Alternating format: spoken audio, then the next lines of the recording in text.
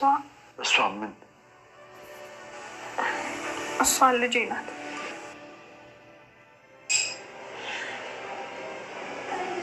ቲና ቆይ አንቺ ምን አይነት ሰው ነሽ ግን? እጄ ላይ ጣለሽ አይደል? የልጅን ጣዕም ብታውቂ ኑሮ በልጄ ባላስፈራራሽ ነበር። መች አስፈራራዎች? ትሁት እንደማቅ እንድታውቂ ብቻ። እሺ ቲና። ተመስገን ግን ከሰማ እንዳጨርሹ በዚህ ልታስፈራሪኝ እንዳትሞክሪ እሺ?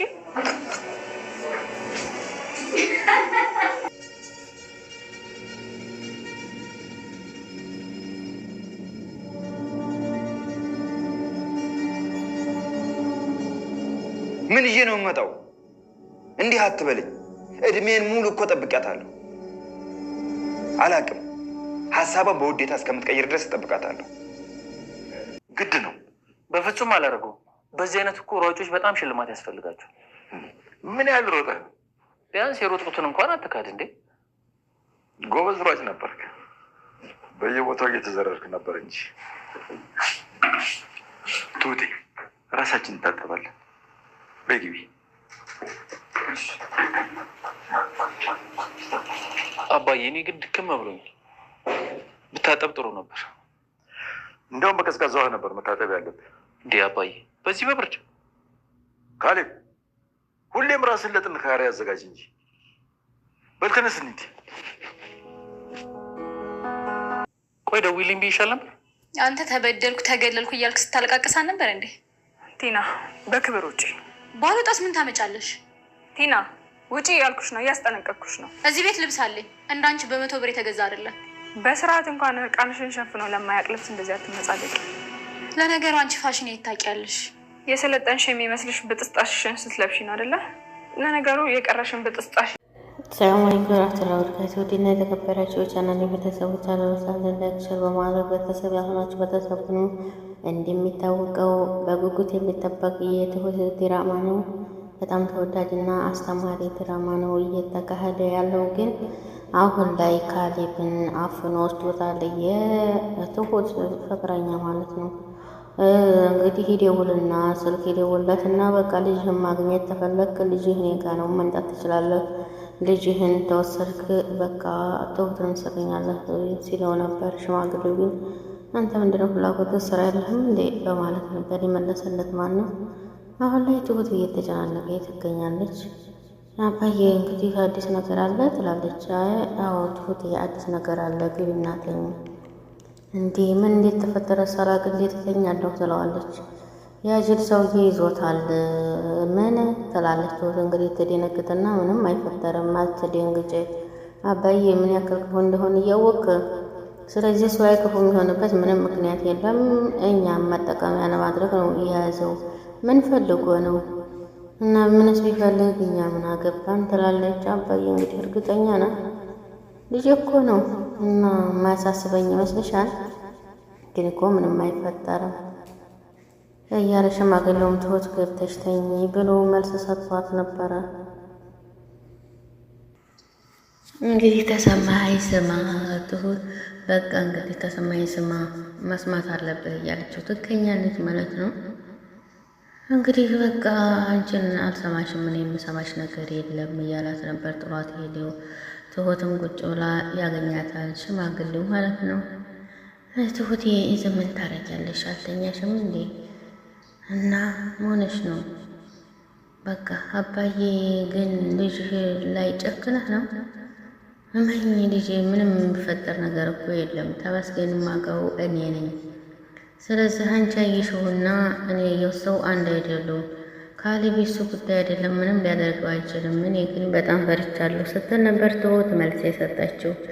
ቢደውልልሽ እኮ በቃ ቢደውልልሽ እንኳን ምንም እንዳትዪው እኔ እንዴት እንደዛ ላደርግ እችላለሁ? ካሌብን እንዲለቀው ተፈለግን እንደዛ ነው ማድረግ ያለብን እያላት ነበር ሽማግሌው። እንግዲህ ትሁትም ተስማምታ እሺ ብላለች። ቢደውል እንግዲህ የራስ ጉዳይ ብለህ የራስ ጉዳይ ብለሽ ትይበት ምንም ሊያመጣ አይችልም እያላት ነበር ሽማግሌው። እንግዲህ ትሁት ያው የሽማግሌውን እንትንም ባትል ከዛም በኋላ እንግዲህ ትመጣ እናስጠይቀዋለች። ንቀትሽንም መቋቋም አንቺ ስለሆንሽ ነው። እኔ ስለዚህ እኔ ያናቁም እንደማልፈራ እኮ ነግሬሃለሁ። ተስፋ ያደረክበት ሰው እኔ ላይ እንዳለ ታውቂያለሽ። ከጠቀመህ ያዘው። እሺ ማግህትን መደበር ያረከው ለምንድን ነው? ብቻ መሆን ነው እያስፈራህ ነው? ስለ ካሌብ ነው የማወራው እና ስለዚህ ተጋርህ ያመጣው ገንዘብ ሊያልቅ ይችላል። እንዳታስብ ያንቺን ማንቀባረር እችላለሁ። ትሁት እንግዲህ ትዕግስትና ታስጨርሽ ሲላት የራስህ ጉዳይ ነው። ለምሳሌ ካሌብን ሰላም በልዴ ትለውና ጥላው ትገባለች ማለት ነው። ያው እንግዲህ ሽማግሌውም ባላት መሰረት ምንም ነገር እንዲያፈሪ ምንም ሊያደርገው አይችልም ይለቀዋል ስላላት ያው ትሁትም በሽማግሌው እርግጠኛ ሆናለች። ከዛ ጥላው ትሄዳለች ማለት ነው። መሄድ ትችላለህ፣ በቃ እንግዲህ መሄድ ትችላለህ ይለውና እንግዲህ እሱም መፍትሄ ሲያጣ እኔ ልነግርህ የምፈልገው ግን ምን መሰለህ ቤተሰቦች እንደማይፈልጉህ ነው። አልገባኝም። ይሄ አባትህ የራስህ ጉዳይ ብሎሃል እያለ ይነግረዋል። እንዴት ዘመን መሳሳላት ትሁት ሰላም ብላን ሄደችው። ስለዚህ እኔ እኮ እየፈለገኝ ነው የሚሆነው። ተፈለክ በቃ ለምን አትደውልለትም እያለ እንግዲህ አባቱን እንዲጠላ ያደርጋል ማለት ነው። እሺ በቃ ስልኩን ደውል፣ መስማት ፈልጋለሁ። ልጅን ትፈልጋለህ አትፈልገው? ስለዚህ አንተ ስራ ፈት ከዚህ በኋላ ደግመህ እንዳትደውል። ያው እንግዲህ እሱንም ካሌብም አባቱን እንትን እንዲለው ስለፈለግ ለዛ ነበረ። ምክንያቱም ሽማግሌው ለተንኮል እንዴት ምንም ነገር እንደማያደርገው ስለሚፈልግ ሽማግሌው ሰርቷል ማለት ነው። ይሄ ሞኝ ነው። አላስን የማይፈልግ ሰውዬ ምን ይጠቅመኛል፣ አንተ አታስፈልገኝም ብሎ ነበር እሱም ሄድ ብሎ የለቀቀው። ሽማግሌው በእርግጥ ጎበዝ ነው። ያው ካሌብ እንግዲህ ያው ስለሚቸኩል ቸኩሎ ይናገረዋል ብዬ አስባለሁ። ስለዚህ ትሁት ቴና ጋር እንግዲህ ይገናኙና እንዴት ቴና አባዬ አይፈልገኝም እንዴ እየዋሸሸኝ ነው ይላታል። ይፈልግህ እንዴት የማይፈልግህ እኔ አላውቅም። ከእንግዲህ ሰው ከብዷል። ይሄን ለምን አልክ ግን? ተመስገን ይዞኝ እንግዲህ አባዬ ጋር ደውሎ ነበር። ከፈለክ እንዳረካው አድርገዋሉኝ። ትሁት እኮ ባዳነች ምንም ብትል አይግረምህ፣ የአባዬ ግን ይገርማል እያለች ከትሁት ጋር ሆኖ እንግዲህ ካሌብ እንዴት እንደዚህ ብቸኛ ልሁን? ጥፋት ባጠፋም ግን ጥሩ ሚስት ነበርኩ። ማንም ሲነካህ የሚያመኝ ነበርኩ። አንቺ እኮ ገለሽኛል። ስለዚህ ጥፋት ተመጣብኝ ሞት አይበልጥም እና ተጸጽቼ ይቅርታ ብዬ ነበር፣ ግን እንደ ውሻ ነው የተባረርኩት እያለች ጤናም እንግዲህ መልሳ ወደ እሱ ውስጥ ለመግባት ፈልጋ ዋናው ነገር ደብቀውሃል እኔ መስማቴ ነው እያለች ነበር ያለችው። ካሌብም እንግዲህ ወይኔ ካሌብ እያለ ይገኛል። እኔ እጠቅምሃለሁ ትላለች ጤና። ብትጠቅምኝም ምንም ማድረግ አልችልም፣ ቤት አስገባኝ ስትለው የኔ ቤት እኮ አይደለም እያለ ይገኛል። እንግዲህ እንዴት ናችሁ ደህና ናቸው ይላል ዳኒ። በአንድ ያገኛቸዋል። ዳኒ እንዴት ምን እግር ጣለህ ይለዋል። ቀጠሮ ካላችሁ ለምን ጠራሽኝ ይላታል። እንግዲህ እና ትገናኛላችሁ እንደ ይላል።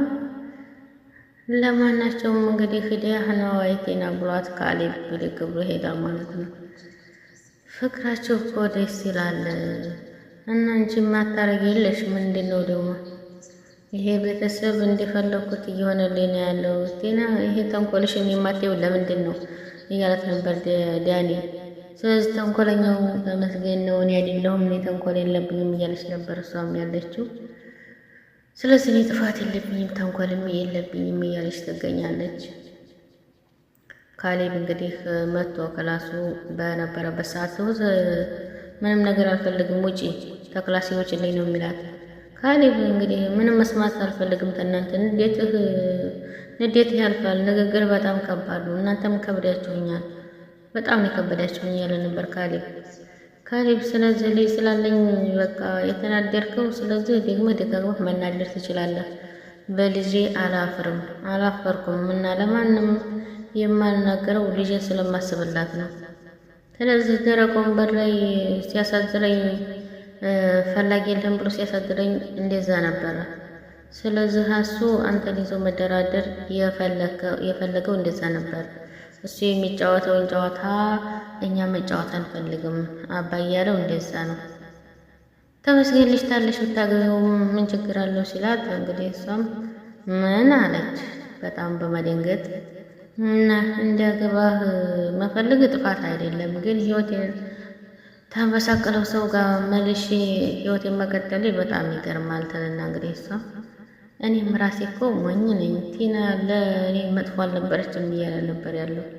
እንደዚህ ሲላት እንግዲህ ትሁትም ጥላው ትወጣለች ማለት ነው። ካሌብ አሁን ላይ እንግዲህ ከነሱ እኔ ብቸኝነት ማንም ሰው የለኝም እያለ ስለ ቲና ሲያወራባት ጥላው ነው ውልቅ ያለችው ማለት ነው። ትሁት በጣም ስላሳዘናት ማለት ነው። እንግዲህ